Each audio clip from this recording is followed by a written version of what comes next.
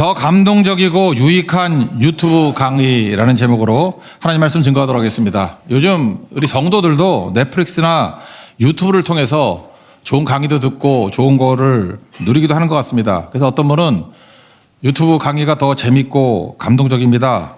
심지어 인생의 방향의 지도를 받는 것 같습니다. 이렇게 말하는 분도 있습니다.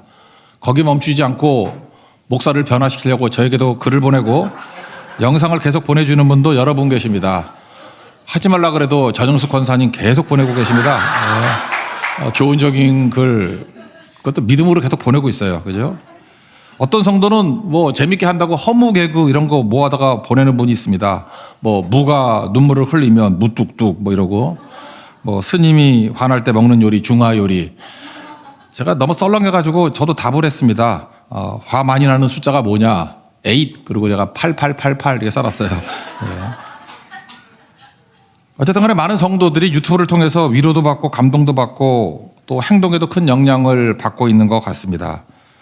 심하지만 말은 안 하지만 말씀보다도 유튜브에서 더 지혜를 얻고 더 현실적인 지침을 얻고 내 인생의 인도함을 받는다라고 하는 분도 있는 것 같습니다.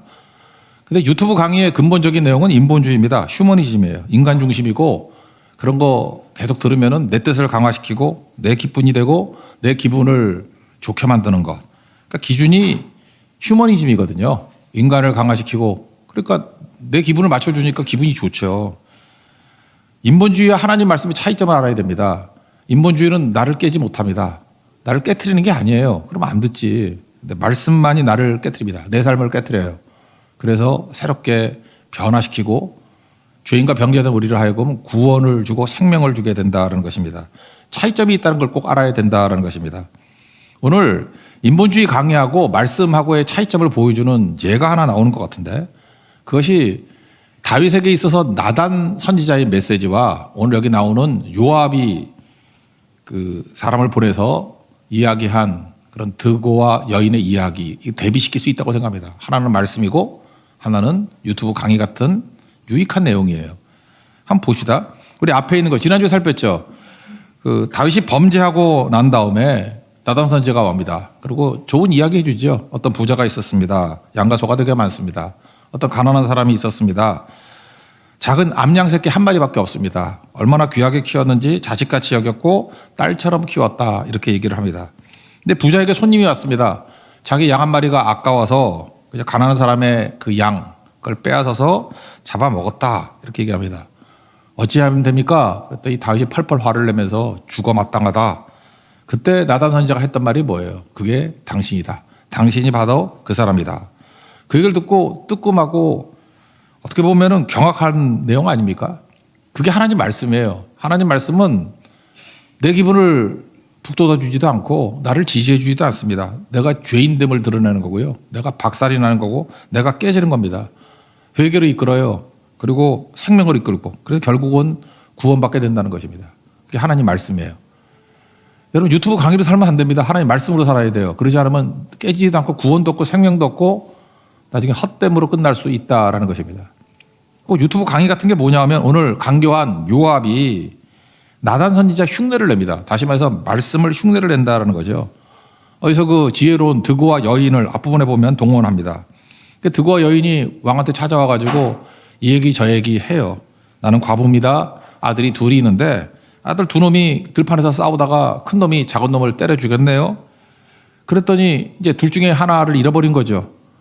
그랬더니 동네 사람들이 또 찾아와가지고 동생을 죽인 살인자 큰 놈 내놔라. 우리도 살인했으니까 죽여버리겠다. 엄마 입장입니다. 나는 과부인데 그래 큰아들이 잘못한 건 알겠습니다.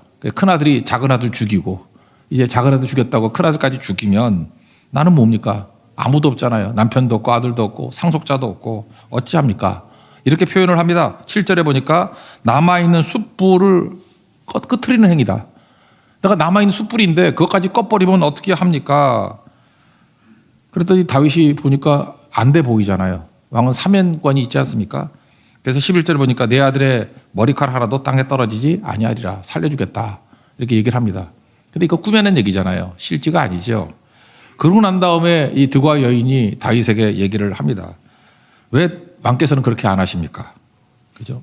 첫째 아들 암논이 죽었죠.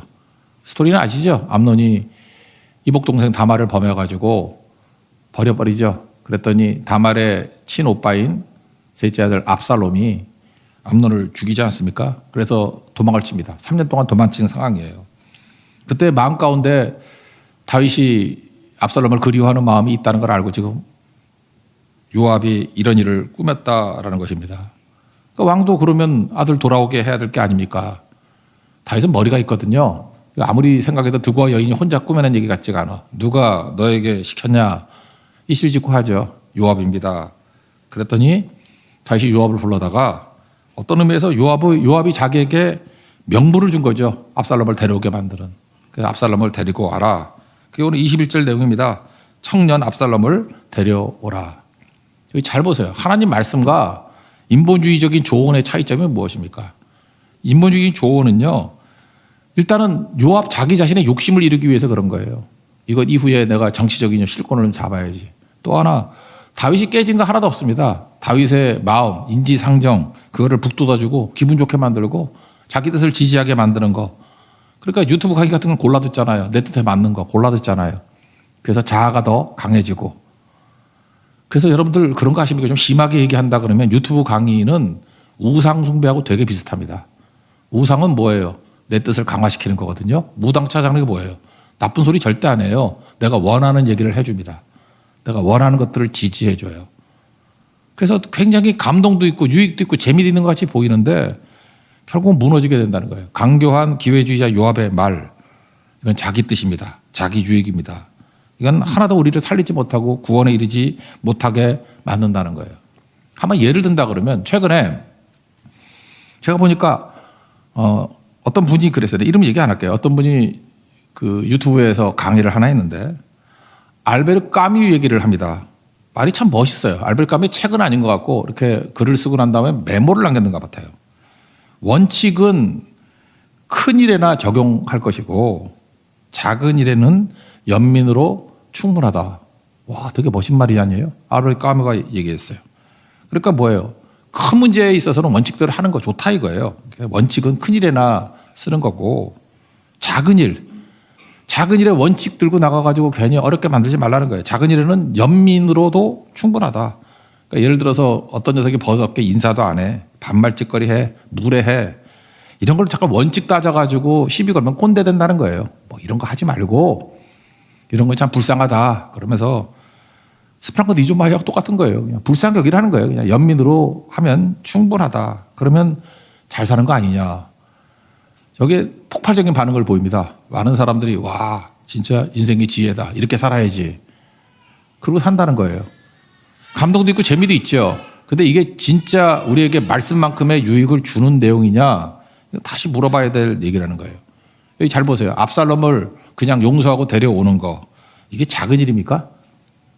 진짜 알베르 까뮈의 얘기대로 한다 그러면 큰일에는 원칙 세우고 이런 거에는 연민으로 처리하면 된다. 연민으로 처리하잖아요. 지금 다윗이.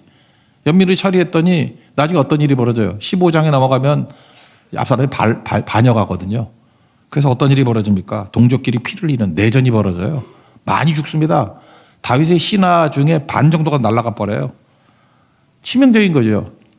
여러분 인본주의적인 조언은 그런 거예요. 작은 일에는 연민으로 하라고. 그런 거 따라가다가 우리 인생 망치는 수 있습니다. 깨지는 수가 있어요. 하나님 말씀은 전체를 보고 우리를 이끌어가는 거지만 이건 말장난이에요. 인본주의는. 그저 솔깃할 수 있고 그냥 시시껄렁하게 사는 것에서 한두 번 도움은 될 수 있는 거지만 사실은 진짜 우리를 살릴 수 있는 건 아니라는 것입니다. 여러분 그 계몽주의 시대도 그런 거죠. 계몽주의 시대 때도 좋은 말 되게 많이 나왔거든요. 여러분 뭐 계몽주의 철학자들 되게 많이 알잖아요. 뭐 루소, 몽테스키에부터 시작해서 뭐 엄청나게 많은 사람이 있잖아요. 읽어보세요. 다 도움이 돼요. 도움이. 계몽주의가 영어로 뭡니까? enlightenment잖아요. 빛을 비춘다는 거예요. 빛을 비춘다는 거. enlightenment. 가짜 빛이거든. 계몽주의가 우리에게 준 게 무엇입니까? 하나님 없이도 살 수 있다. 하나님 없는 만족. 그죠? 그게 음행이잖아요. 음행. 하나님 없는 만족. 하나님 없는 유토피아. 결국 1차, 2차 세계대전 이후에 다 박살나버리고 누가 계몽주의를 따라가요? 헛된 망상이라는 걸 깨닫게 된 거지. 그죠? 그래서 몸부림치다가 나온 게 실존주의. 그게 알베르 까뮈 아니에요. 실존주의도 뭐예요? 그것도 자기 자신 아니에요. 자기 자신. 주관주의. 내가 제일 중요하고 내가 깨달은 게 중요한 거고. 다 이 인본주의예요. 인본주의를 깨자고 또 인본주의가 나오는 거라고. 모든 거에 판단의 근거는 나라는 거 아니에요. 휴머니즘. 멋지죠? 근데 이게 우리를 살리지 못해요. 그러니까 하나님 말씀과 인본주의는 이렇게 차이가 있다라는 것입니다. 다윗의 안타까움이에요. 다윗은 죄 짓고 범죄하고 넘어졌지만 선지자가 있을 때, 말씀이 있을 때는 구원이 있었어요. 근데 지금 선지자가 어디 간 거예요? 아무도 없고 간교한 기회주의자 요압이 와가지고 이런 이상한 요소를 전할 때 여기에 솔깃해가지고 결정을 내리니까 이거 보세요. 인본주의적인 메시지 듣고 움직이다가 그의 인생 나락으로 떨어지잖아요. 그럼 뭐 다시 한번 묻겠습니다. 우리 인생 가운데 인본주의 강의로 충분합니까? 그렇지 않습니다. 위험합니다. 우리 인생 큰 함정에 빠질 수도 있고 그 자체가 어찌 보면 나를 강화시키기 때문에 우상숭배가 될 수도 있다라는 것입니다.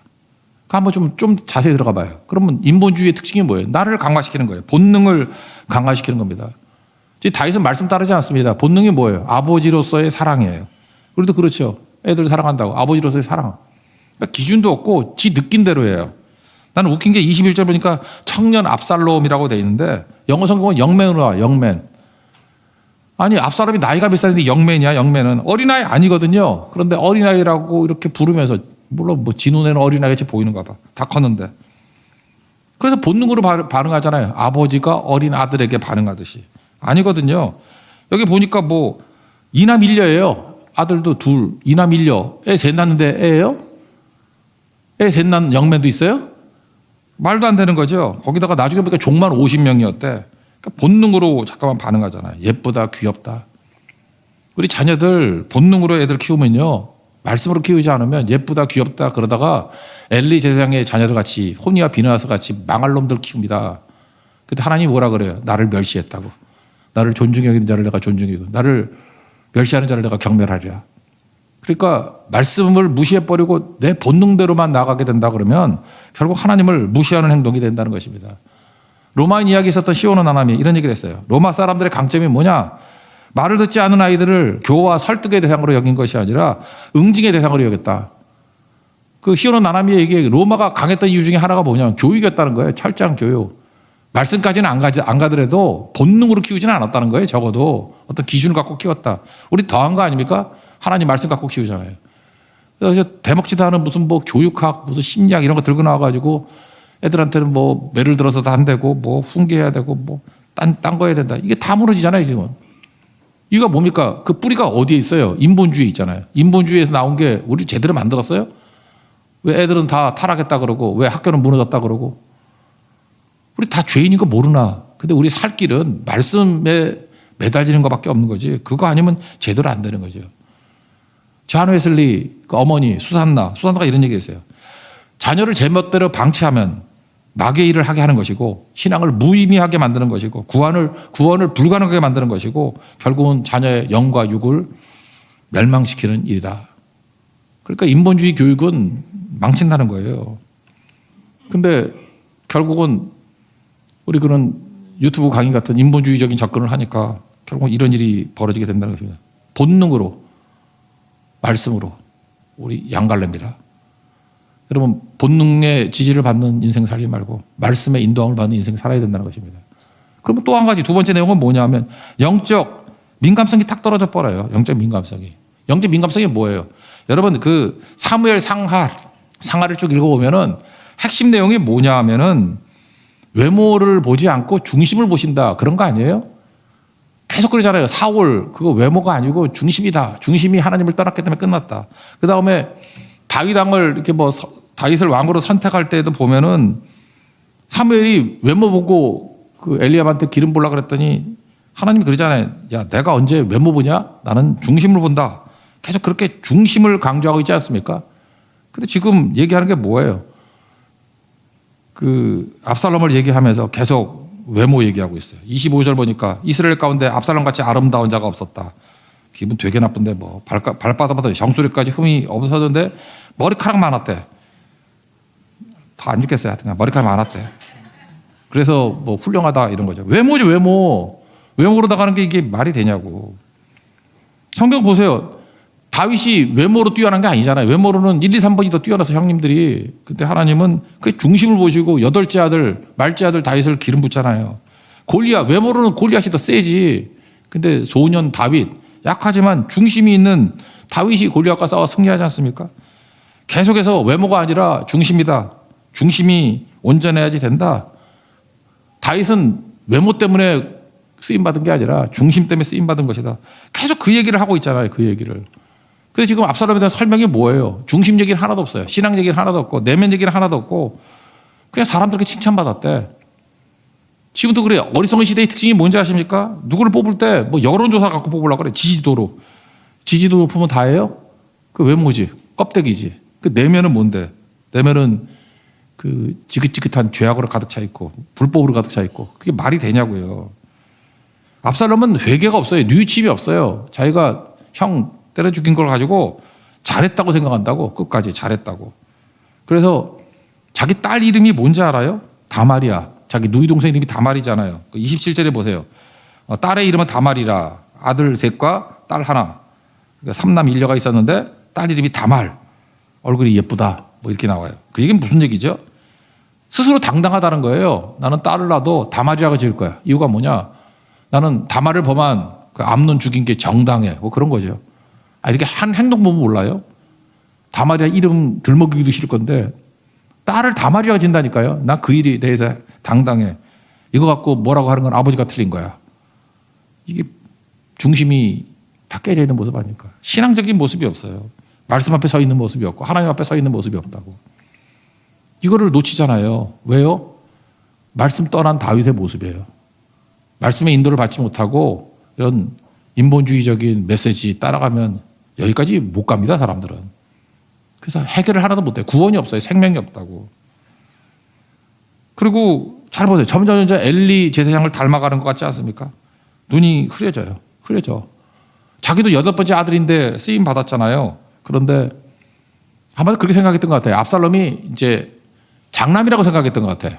이 아들이 헤브론에서 낳은 아들이 6명 있잖아요. 그 중에 1, 2, 3번만 얘기한다면 1번이 암논, 2번이 길르압인데 성경에 이름만 나오고 한 번도 언급이 없어. 길르압은 누가 낳았냐 하면은 그 나발의 아내였던 아비가일이 낳았던 아들이에요. 근데 한 번도 언급이 없어서 많은 사람이 생각하기를 어렸을 때 죽었다고 생각해요.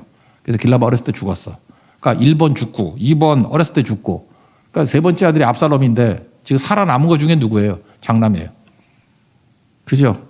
그러니까 어떻게든 저렇게 내면이 문제가 아니라 외적으로 내 장남 아니야. 자기도 8번째 아들로 왕이 됐으면서.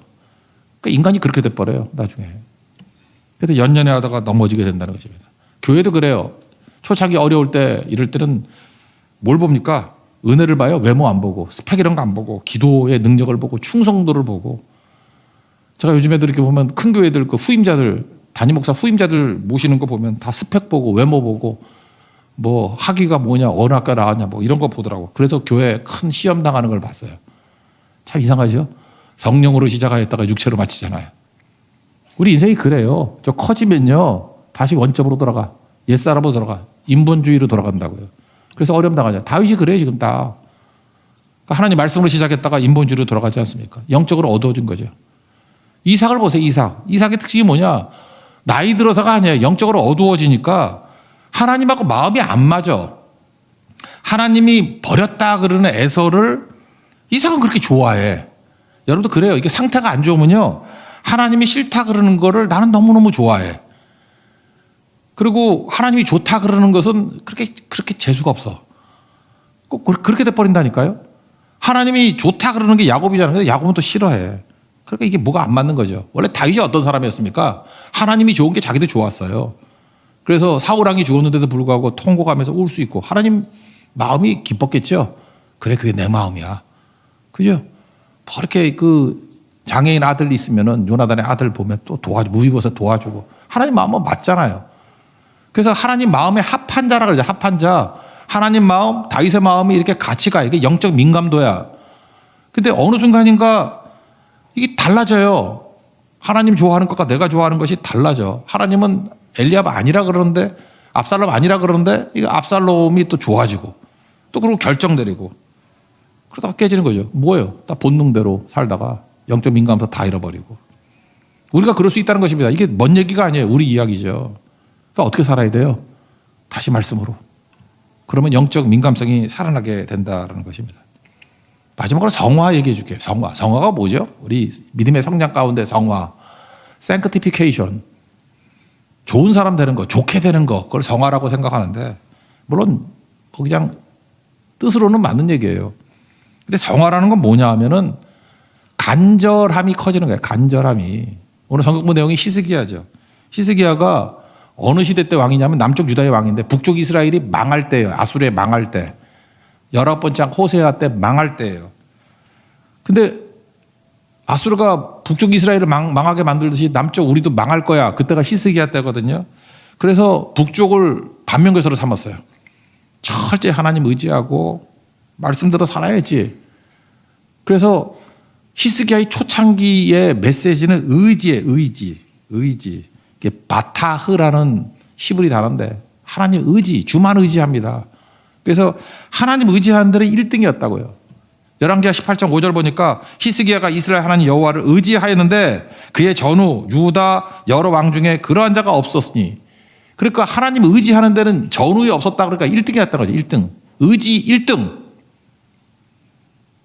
간절함 있잖아요. 하나님만 간절히 찾는 거. 여러분들 병 들었을 때, 저도 암입니다 그럴 때 철저히 하나님만 의지하고, 또 돈 하나도 없을 때, 여러분 지금 뭐 파산 상태 있고 뭐 쓸만한 돈도 없고 뭐 그런 사람 있지 않습니까? 그럴 때 간절하잖아요. 주님밖에 없고 뭐 건강 없고 돈 없고, 그때 간절하잖아요. 간절. 그럼 성화가 뭔지 알아요? 하나님께서 뭘 줄 때가 있어요. 이제 축복으로 주시잖아요. 주고 난 다음에도 계속해서 간절함을 유지할 수 있는 거, 그게 성화예요. 그러니까 하나님께서 우리가 넣었다 뺐다 해.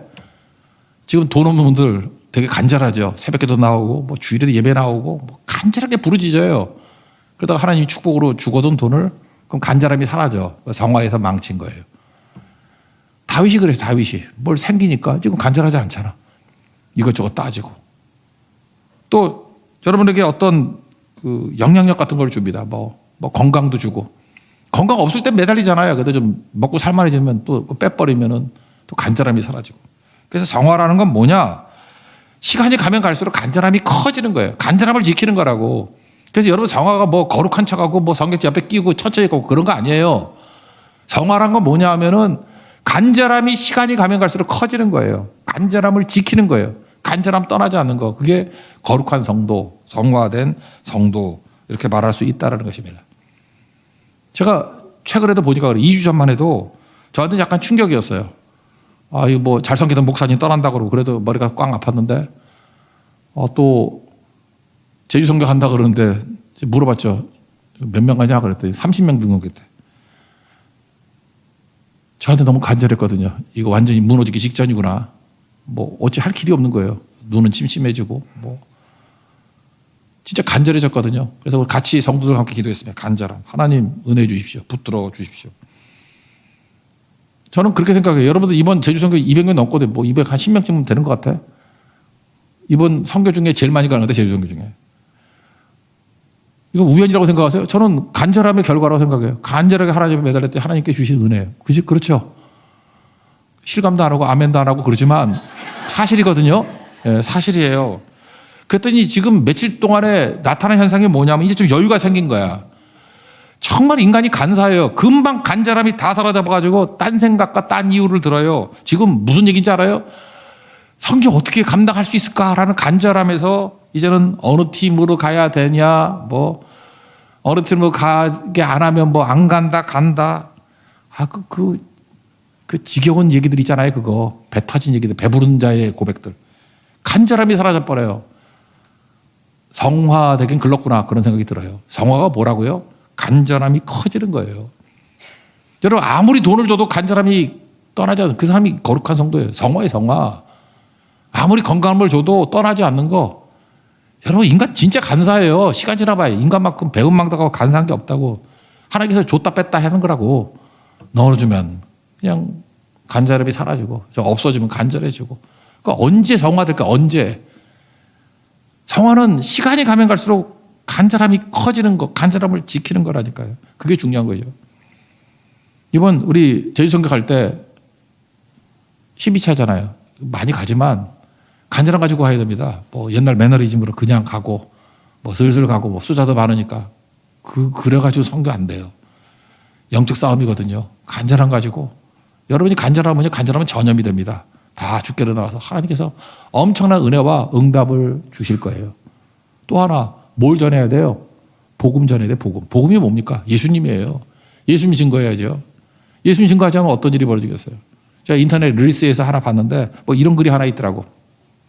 어떤 믿음이 하나도 없는 중학생인 것 같아요. 중학생 아이가 글을 썼어. 믿음 없는 애가 교회에 대해서 글을 썼어. 어쩌다 교회를 갔다. 근데 그 교회 되게 이상하다. 왜? 교회에서 성경을 가르치지 않는데, 성경을 전하지 않는데, 그리고 뭐 이상한 정치나 이념만 전하는 사역자밖에 없대. 그러면서 그 믿음이 하나도 없는 중학생이, 그래서 중학생이 무서운 거야. 그래도 교회는 성경을 전해야 되는 거 아니야?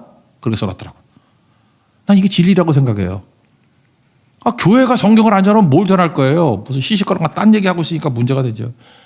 여러분 지금 여기 왜 오셨어요? 무슨 뭐 정치, 사상 그런 거 들으러 왔어요? 아니잖아요. 문화 들으러 왔어요? 그 유튜브 가니까 더 좋지. 예수님 들으러 온 거 아니에요? 구원을 들으러 온 거 아니에요? 생명을 들으려고 온 거 아니에요?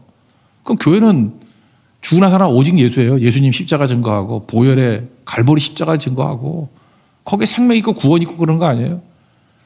이번 제주선교 떠납니다. 뭘 가지고 가야 돼요? 태도, 간절함. 그게 거룩함이에요. 그리고 뭘 전해요? 복음 증거해야 돼요. 굿뉴스, 유앙겔리온. 예수입니다. 예수님. 갈보리 십자가 보혈 증거해야 우리 죄 문제를 해결하고 죽음 문제를 해결하고 심판을 넘을 수 있습니다. 부활이 있습니다. 그게 교회죠. 그게 생명이죠. 그거 전하지 않고는 아무것도 아니라는 거예요. 이게 언제 이런 일이 벌어집니까? 내 본능으로는 절대 못 깨달아요. NIBC, 내가 죽고 예수로 살아야 돼. 내가 깨져야 돼요. 내가 다 깨져야 된다고. 여러분, 인본주의 강의로는 인간 깨지지 않습니다. 그냥 자기 본능만 강화시키고 있을 뿐이에요. 그러다가 죽습니다. 망합니다. 말씀만이 내 삶을 깨트리고 내게 생명을 주고 영생과 구원을 줍니다. 살아나게 만듭니다. 복음만이 생명입니다. 예수 십자가 복음을 증거하는 믿음의 종 되기를 축원합니다. 자리에서 일어나겠습니다. 내 삶을 깨트립니다. 찬양하겠습니다.